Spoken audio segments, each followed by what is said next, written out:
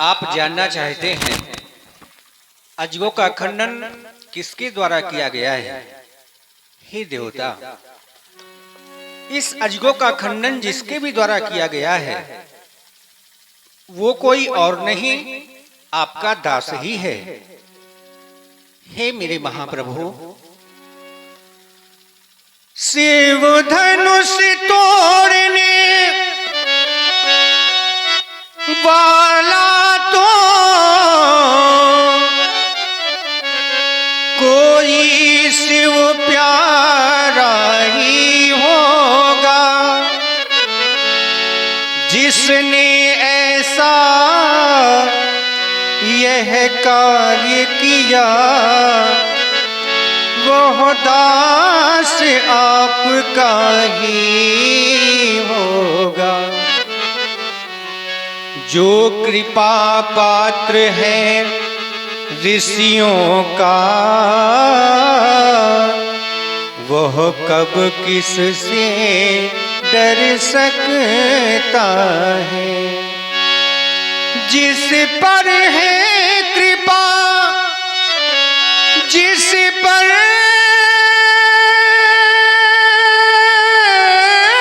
है कृपा ब्राह्मणों की, यह कार्य वही कर सकता है। नाथ शंभु धनु भंजनिहारा, हुई है को एक दास तुम्हारा। आयसो का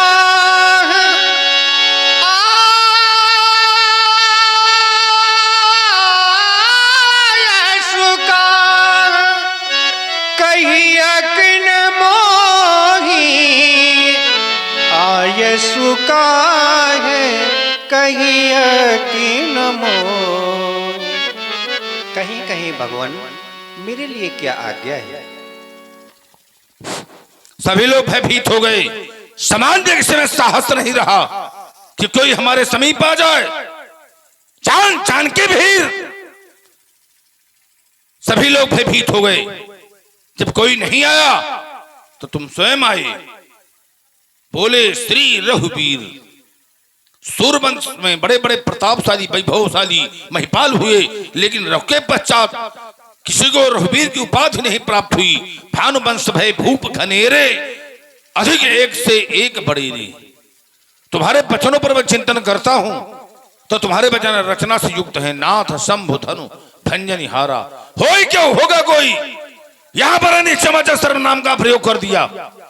दास, जब मैं दास पर विचार करता हूं तो देह बुद्धिया तो दासो हम, जीव बुद्धिया तो दर्शका, तत्व बुद्धिया तुम्हें वाहित में निश्चिता मति। जहां पर हम देह बुद्धि से विचार करते हैं तो स्वामी और दास का संबंध बन सकता है। जहां पर जीव बुद्धि से दर्शन करते हैं तो अंश, और जहां पर तत्व बुद्धि से विचार किया जाए तो तत्व बुद्धिया तुम्हें वाह हो। तत्व बुद्धि से जो तुम हो तो वही वो है। तो यहां पर तुम्हारे द्वारा देह बुद्धि का प्रयोग हुआ।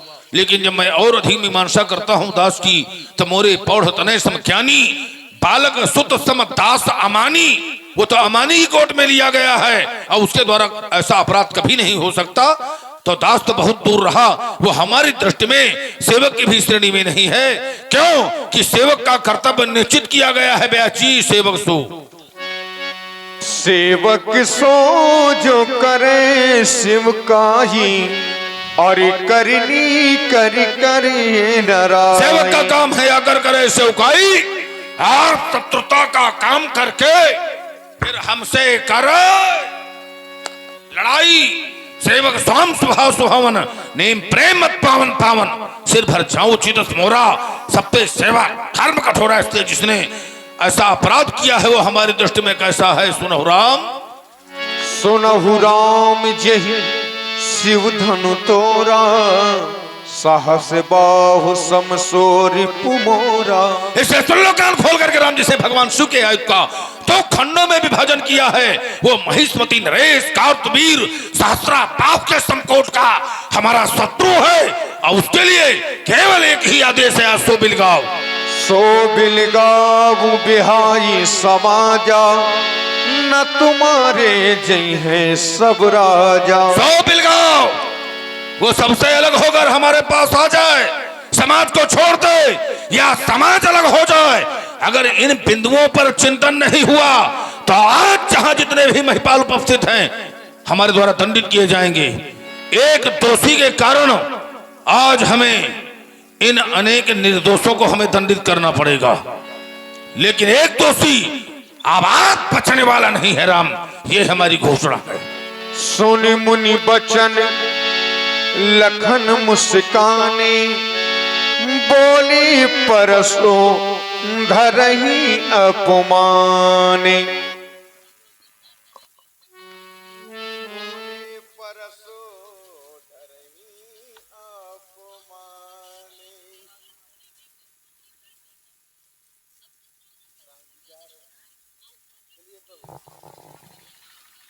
सुना आप लोगों ने धनुष तोड़ने वाले के विरोध में भार्गव श्री परशुराम जी महाराज के वक्तव्य आप लोगों ने सुने। कह रहे हैं सुनो राम जी से धनु तोरा,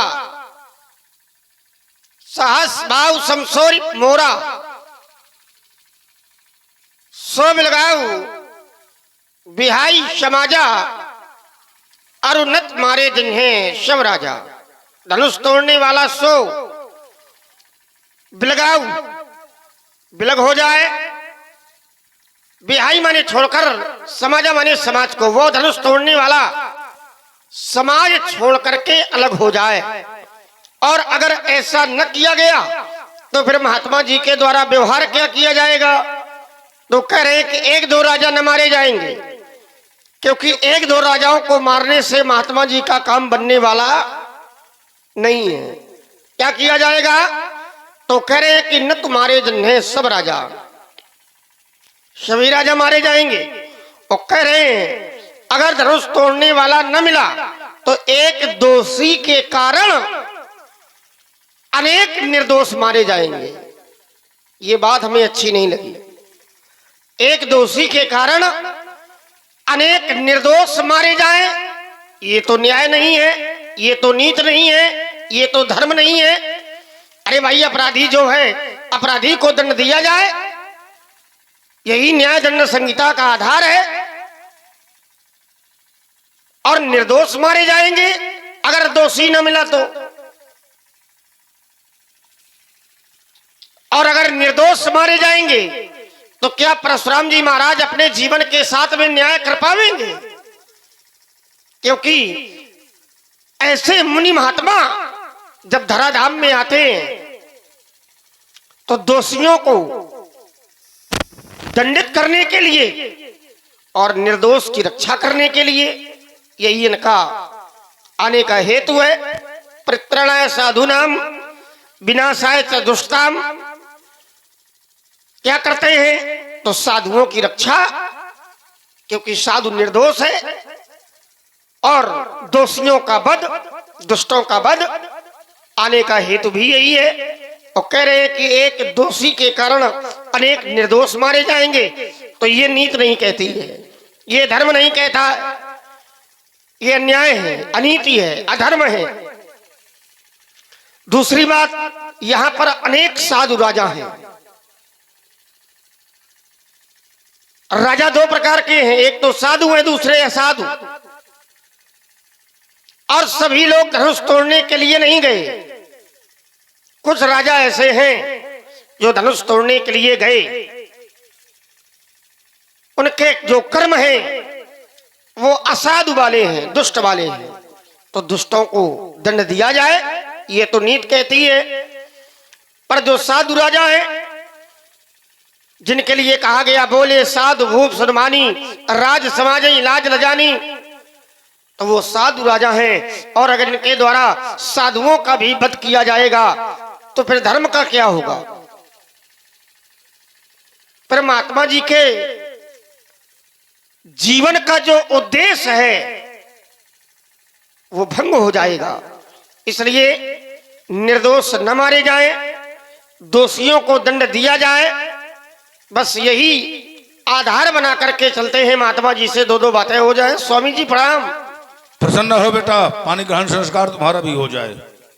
मतलब तुम बचे हो और सबको डालना चाहते हो। यही तो संत की महिमा होती है। ये संत की महिमा नहीं है। हाँ? अरे हमें विवाह करना नहीं है, हमें भी ब्रह्मचारी ही रहना है, इसलिए ये आशीर्वाद हमारे लिए उचित नहीं है। नहीं नहीं, हमारा आशीर्वाद हाँ? मरखा न हुए। अब तो ये गलत है ना ये। हाँ, नहीं, तुम्हारा संकल्प सही नहीं हो पाएगा। संकल्प हमारा सही हमारी है, वाणी मिथ्या नहीं होगी। अरे हमें ब्रह्मचारी रहना है। हाँ? हमारी भी तो मनोभावना को जानो। देख रहा हूं बड़ा क्रोध है और क्रोध के मूल में धनुष का टूट जाना है। व्यास जी महाराज आप विश्राम करिए। हाँ हम लोग करो तब तक अपना संयम बनाओ। तब तक हाँ। हम इनको बना रहे हैं। नहीं नहीं, संयम तो वो आपको ज्ञात नहीं है, वो पहले ही हाँ सुनिश्चित हो चुका है। आप जाओ संयम बनाओ और आराम से विश्राम करिए। हमारा काम यही है, हम जब आते हैं तो केवल व्यास जी को ही सुख देते हैं बस। और हमारा काम है कि हमसे आप सुखी रहो बस। और राम जी का भी यही निर्णय है, तो आप मिलिए जाकर के राम जी से। अच्छा ही अच्छा है सब। देख रहा हूं बड़ा क्रोध है और क्रोध के मूल में धनुष का टूट जाना है। और अगर क्रोध के मूल में धनुष का टूट जाना है महाराज, तो बालकाल में मैंने एक नहीं, दो नहीं, तीन नहीं, बल्कि बहुत नहीं तोरी लड़काई, तब कहूं ना आज सृजकीन गोसाई, मैंने बहुत तोड़ी, आपने ऐसा क्रोध कभी नहीं किया। आज किया जा रहा है, कोई ना कोई कारण होगा, कोई ना कोई हेतु होगा। तो मैं जानना चाहता हूं कि ममता का कारण क्या है, ममता के मूल में क्या है, ममता का हेतु क्या है। और कुछ खाद्य पदार्थ हाँ हाँ, वो रखे आवश्यक होंगे है। तो उनको भी परशुराम जी हाँ, के हाँ। लिए भिजवा दो। हाँ काजू वाजू रखे होंगे। बिल्कुल बिल्कुल। वशिष्ठ जी की विशिष्ट पाठशाला में तुमको ये संस्कार संपादित करवाए गए हैं राजकुमार। सुन मुनि बचन लखन मुस्काने, अब बोले पर सुधर ही अपमाने। देवर्षि नारद ने रुद्रगणों के मुस्काने पर श्राप दिया था। हमें हंसो सो लेहु फल, अब बहुर हंसो मुनि को। तो उसी जगह से विराम लग गया था कि किसी मुनि को देख करके एक तो मुस्काना चाहिए, और देख करके मुस्काना और उसमें भी अनुचित शब्द का प्रयोग करना। बोले पर सुधर ही। संसार को हमने सुधार दिया है और हमें सुधारने में तुम लगे हो। देखो और दो चार राजा बचे, इनको ठीक से समझाओ। बिल्कुल वरना समझा ये भी रहे चले हैं। जाएंगे। नहीं, सब आ रहे हैं धीरे धीरे। आ नहीं रहे, जा रहे हैं। इस सुंदर संवाद को क्या समझ लिया सबने इतना रूढ़ा, और दो चार युवा दिखते हैं बस, बाकी बैठे सब बूढ़ा है। वय वृद्ध लोगों की संख्या ज्यादा है, अब बूढ़े लोग कथा ज्यादा सुना करते हैं। वृद्ध वृद्ध विहंग तहां आए, सुने राम के चरित्र सुहाए। तो हमें बड़ी प्रसन्नता हो रही है। हमें ऐसा लग रहा है जैसे हम नीलगिर में हों। मतलब और ये बूढ़े ही समाज की शोभा है। हाँ बिल्कुल बिल्कुल। जिस समाज में बूढ़े ना हो, वृद्ध ना हो, तो समाज शोभायमान नहीं होती है। और ये नहीं कि एकदम से वे बूढ़े पैदा हुए हैं, ये भी इनका भी बचपना रहा है, जवानी रही है, लेकिन सब कुछ उन्होंने देख लिया है। और अंत में वास्तविक निर्णय में व्यक्ति आ जाता है बुढ़ापा में कि नहीं ये सत्य है, ये सुनना चाहिए, देखना चाहिए। यही जीवन का अनुभव है। आज जो युवा है ना, और कल जब वे वृद्ध हो जाएंगे तो ये भी ऐसे ही करेंगे और अपने से छोटे वालों को समझाएंगे कि नहीं ये सही नहीं है, ये सही है। तो जो हमें कल करना है, तो सतता यही है कि हमें उसमें सुधार कर लेना चाहिए पहले से ही, तो और भी हमारा जीवन मंगलमय होगा। अभी तो आंखों में काजल लगा है। अरे वो काजल जो है लगेगा, लेकिन वो बादल के साथ साथ जो है काजल से भर जाए। दोष और निर्दोष, दोष एक का है, लेकिन एक दोषी अनेक निर्दोषों के साथ बैठा हुआ है, अनेक निर्दोषों का अवलंब लिए है। तो जो निर्दोष हैं उनका कर्तव्य है कि दोषी को इंगित करें। अगर वो समाज में है तो उसे इंगित करें कि नहीं अमुक व्यक्ति है, सब लोग पकड़कर हमारे पास लाएं, या एक और हो जाए, कुछ नहीं करना है, या तो वो दोषी अलग हो जाए, और दोषी अलग नहीं हो रहा तो अगर निर्दोष हैं ये तो इन सबको अलग हो जाना चाहिए। अब अगर निर्दोष दोषी का साथ दे रहे हैं तो फिर वो भी दोष से युक्त हो जाएंगे। अब अगर दोष से युक्त हो गए तो फिर हम दंडित करेंगे, वो भी दोषी बन गए, निर्दोष भी दोषी बन गए, साधु राजा दुष्ट राजा। देखिए अपने नगर से जब चले तो इन सबके मन में केवल विचार यही था कि हम भी वहां जा रहे हैं, और अगर कहीं हमसे धनुष टूट गया तो विवाह करवाएंगे और चले आएंगे। पूरे देश देश संदेश पठये और ये भूप सुन सुख पावहीं, और सब साज साज समाज आपन जनक नगर ही आवहीं। अब कुछ राजा यहाँ हैं और गांव के बाहर, नगर के बाहर, सरोवर के तट पर और नदी के तट पर बहुत राजा डेरा डाले हुए हैं। पुर बाहर सरसरित समीपा और उतरे जहां तहां विपुल महीपा। अब देखिए ये चाहे साधु प्रवृत्ति के हो चाहे दुष्ट प्रवृत्ति के हो, लेकिन हमारे दृष्टि में सब एक ही हैं। जब हमारा यहाँ पर आगमन हुआ तो देखा तो भृगुपति वेश कराला, उठे सकल भय बिकल भुआला।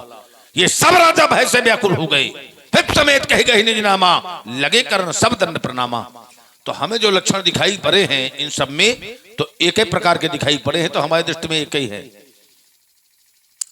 दोष और निर्दोष। अब एक शब्द और आया है इसके मध्य में राजकुमार, राम तुम ही प्रिय, तुम प्रिय राम ही, और यह निर्जोष दोष विधि बाम ही।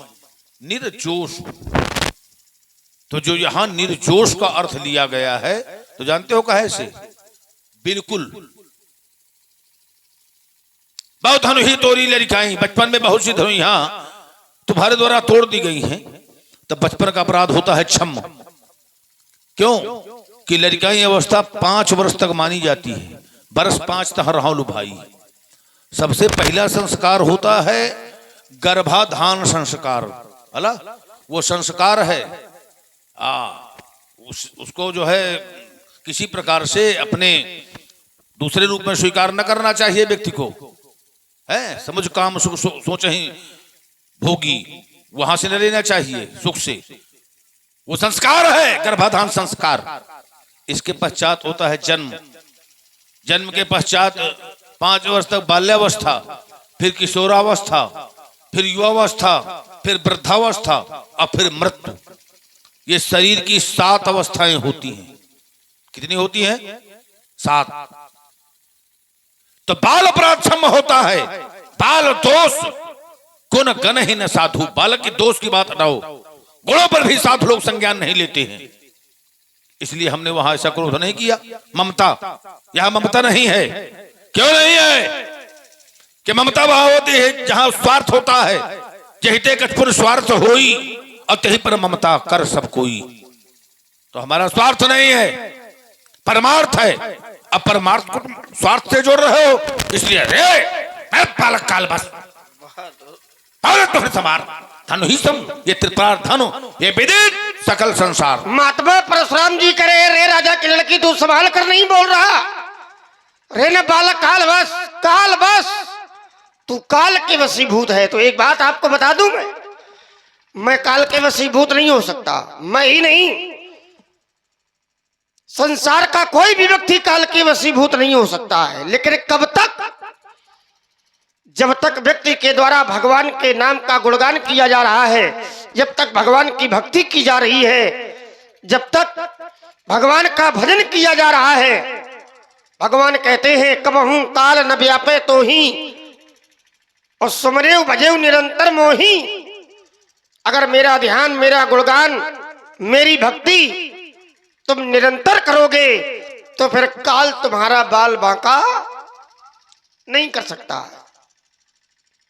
हमारे लिए तो सिद्धांत है कौशलेश सुत लक्ष्मण रामा और कालऊ जीत सके संग्रामा। हम एक बार रण क्षेत्र में काल को भी जीत सकते हैं, इसलिए महाराज हम काल के वशीभूत नहीं हो सकते हैं। आइए दूसरी बात, आपने कहा कि अगर ये निर्दोष है तो उस दोषी को हमें इंगित कर दें, बता दें। देखो ये साधु लोग हैं और साधुओं का एक सिद्धांत होता है, गूढ़ऊ तत्व न साधु दुरावई। गूढ़ तत्व को भी साधु नहीं दुराते हैं, लेकिन कहां? तो बोले आरत अधिकारी जहां पावई। जहां आरत अधिकारी पाते हैं वहां ये छिपाते नहीं है। इसका तात्पर्य है कि आप धनुष तोड़ने वाले को जानने के योग्य नहीं हो, इसलिए ये लोग छिपा रहे हैं, इंगित नहीं कर रहे हैं। हाँ, एक कारण और है। साधुओं का एक गुण होता है, गुण प्रगटई। ध्यान देना, साधुओं का ये गुण होता है कि जो गुण होता है वो प्रकट करते हैं, और जो अवगुण होते हैं वो फिर छुपा लेते हैं। गुण प्रगटई अवगुण ही दुरावा।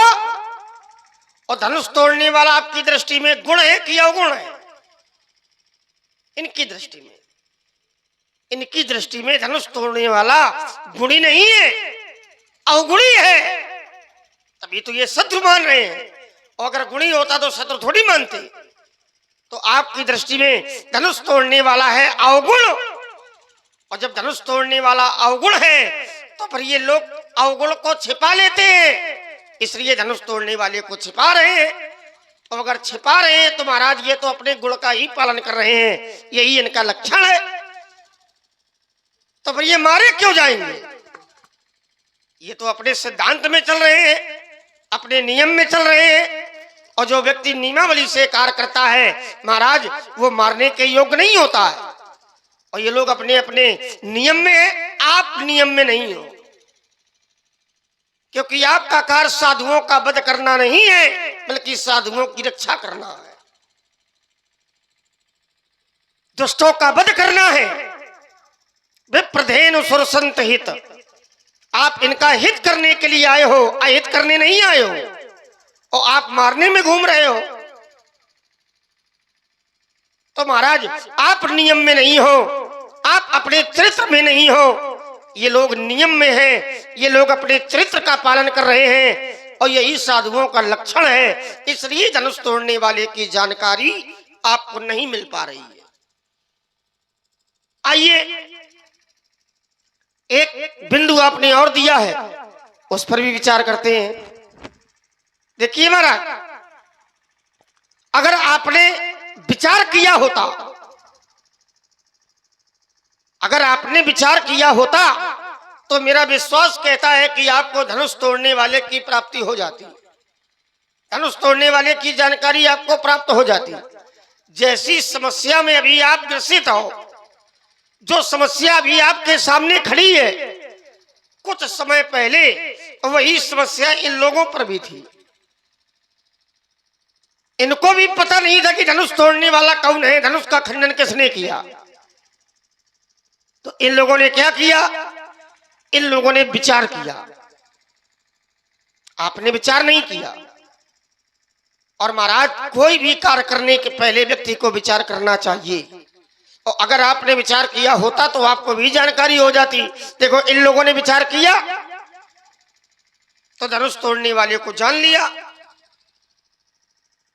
भरे भुवन घोर कठोर रव रविबाज तजी मार्ग चले। जिस समय धनुष का खंडन हुआ तो इतनी कठोर ध्वनि हुई कि सूर के घोड़ों ने अपना मार्ग छोड़ दिया। भरे भुवन 14 भुवन ध्वनि से गुंजायमान हो गए। भरे भुवन घोर कठोर रव रवि बाज तजी मार्ग चले। चक्कर दिग्गज डोल, जो दिग्गज थे वो चिगाड़ने लगे। चक्कर दिग्गज डोल मई, ये धरती डोलने लगी। आई कोर कूरम कलमले, सब व्याकुल हो गए। सुर असुर मुनि ये सब थे यहाँ, और जो नहीं थे उन्होंने भी विचार किया। सुर माने देवता, असुर दैत्य, और मुनि। और आप भी मुनि हो, ये भी मुनि है। क्या किया इन्होंने? सुर असुर मुनि कर कान दीन है। जिस समय कठोर ध्वनि इनके श्रवण में पड़ी तो कठोर ध्वनि सुनने के कारण महाराज ये व्याकुल हो गए, अपने अपने हाथ अपने अपने कानों में लगा लिए। विचार किया कि ये कठोर ध्वनि कहां से आई, क्या हुआ है। और जब विचार किया तो सिद्धांत कहता है सुर असुर मुनि कर कान दीन है और सकल विकल विचार ही। और जब विचार किया तो जान लिया कि कोदंड खंडेऊ, कोदंड खंडेऊ धनुष का खंडन किसने किया। और जब जान लिया तो जान लिया, जानने के बाद ये लोग धनुष तोड़ने वाले का नाम लेकर के धनुष तोड़ने वाले की जय जयकार करने लगे। विचार ही कोदंड खंडेऊ अमुक तुलसी जयति वचन उचारही। और ऐसी जय जयकार हुई कि रही भुवन भरी जय जय वाणी।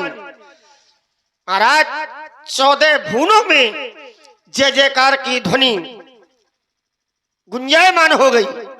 रही भुवन भरी जय जय वाणी और धनुष भंग ध्वनि जात ना जानी। और जब सब लोगों ने जान लिया तो सभी ने धनुष तोड़ने वाले के प्रति अपना अपना समर्पण कर दिया। कुछ लोग समर्पण में आ गए, कुछ लोग धनुष तोड़ने वाले के पक्ष में आ गए, कुछ लोगों ने ऐसे कर्म किए जिससे ये पता चला कि धनुष तोड़ने वाले ने धनुष का खंडन किया तो इनकी दृष्टि में कार्य अच्छा किया। क्या क्या किया तो मिथिला के लोगों ने आरती उतार करके अपना समर्थन किया। मिथिला के लोग कैसे हैं तो बोले पुर नर नारी सुभग सुचि संता और धर्मशील ज्ञानी गुण। जो संत लोग हैं, जो गुणज्ञ लोग हैं, पवित्र लोग हैं, मनीषी हैं, इन लोगों ने आरती के माध्यम से अपना समर्थन दिया। देवताओं ने जय जयकार के माध्यम से अपना समर्थन दिया। ऋषि मुनियों ने जय जयकार के माध्यम से अपना समर्थन दिया। ब्रह्मा जी भी लगे। अरे जिन्होंने सृष्टि उत्पन्न की है, हानि लाभ जीवन मरण यश अपयश विधि हाथ, ये सब जिनके हाथ में है वो ब्रह्मा जी भी धनुष तोड़ने वाले के प्रति अपना समर्थन व्यक्त कर रहे हैं। और कर क्या रहे हैं तो बोले ब्रह्मादिक सुर सिद्ध मुनीसा। ब्रह्मा जी के द्वारा आशीर्वाद दिया जा रहा है, सिद्ध मुनियों के द्वारा प्रशंसा की जा रही है। तो महाराज इन कार्यों से ये पता लगता है, ये प्रमाणित होता है कि धनुष तोड़ने वाले के द्वारा कोई भी गलत कार्य नहीं किया गया। और अगर गलत किया होता तो भैया क्या संत आरती उतारते, बताओ ब्रह्मा जी क्या आशीर्वाद देते। जो सिद्ध महात्मा है, जिन्होंने साधना के माध्यम से सिद्धि प्राप्त की है, क्या ऐसे लोग प्रशंसा करते क्या। आपके गांव में कोई मंदिर अगर तोड़ दे आकर तो मंदिर तोड़ने वाले के प्रति क्या करोगे, आरती उतारोगे क्या, मारोगे तो 90 अंश का कोण बन जाएगा। तो भैया मंदिर तोड़ने वाले की, भगवान की मूर्ति तोड़ने वाले के प्रति, गलत कार्य करने वाले, मान लीजिए यज्ञ हो रहा है, भैया कोई व्यक्ति आकर के यज्ञ में बाधा उत्पन्न करने लगे तो पूरा गांव एकत्रित हो जाएगा और जैसे वो भागेगा तैसे उसे भागना पड़ेगा, है ना। और ये सिद्धांत है। अगर कोई अपराधी एक स्थान पर खड़ा है, अपराधी छोड़ो महाराज, अगर परमात्मा भी एक स्थान पर खड़े हो जाएं और सारे संसार के लोग मिलकर के उनका विरोध करने लगे तो सिद्धांत कहता है भूत द्रोह तिष्ठे नहीं सोई 14 भुवन एक पति होई। अगर 14 भुवनों का स्वामी भी एक पक्ष में खड़ा है और दूसरे पक्ष में सभी जीवों का विरोध हो जाए तो 14 भुवनों के स्वामी को भी वहां से भागना पड़ेगा। और महाराज अगर गलत कार्य होता और ये विरोध में खड़े हो जाते तो धनुष तोड़ने वाले को भी यहां से भागना पड़ता। इस बिंदुओं पर विचार करो और विचार के बाद अगर विचार करोगे कि ये कार्य अच्छा है कि बुरा है तब निष्कर्ष पहुंचेगा। अच्छे लोग हैं, बढ़िया दिव्य लोग हैं, अब कहो तो भोजन मंगवा दिया जाए, आराम से भोजन करो। हाँ, बढ़िया गांव है, दूध मंगवा दे, दूध पियो। हाँ भैया, वैसे भी ब्राह्मण जब अधिक क्रोध में हो तो दो कार्य जरूर करो। हाँ, एक तो भोजन करवा दो, पैर छू लो, दक्षिणा दे दो। हाँ, चाहे जितना क्रोध में हो, तो अच्छे लोग हैं सब। तो कन्या का विवाह है। अच्छा, जिसकी कन्या का विवाह होता है भैया, तो विरोधी भी सहयोग की भावना रखते हैं कि हम रोज लड़ेंगे, रोज विरोध करेंगे, पर आज नहीं करेंगे। क्यों? क्योंकि आज कन्या का विवाह है। तो कन्या के विवाह में विरोधी भी सहयोग करते हैं। अरे तुम सहयोग न करो तो उपद्रव तो न करो, कम से कम उपद्रव तो न करो। कन्या की आज राजा जनक की कन्या का विवाह है, अब विवाह में सहयोग की भावना दो, और न सहयोग करो तो उपद्रव न करो। इसलिए महाराज, ये सब ठीक नहीं है। विचार करो, चिंतन करो, मनन करो, इसके बाद उत्तर करो। देखिए, उपद्रव करते हैं असुर, है ना।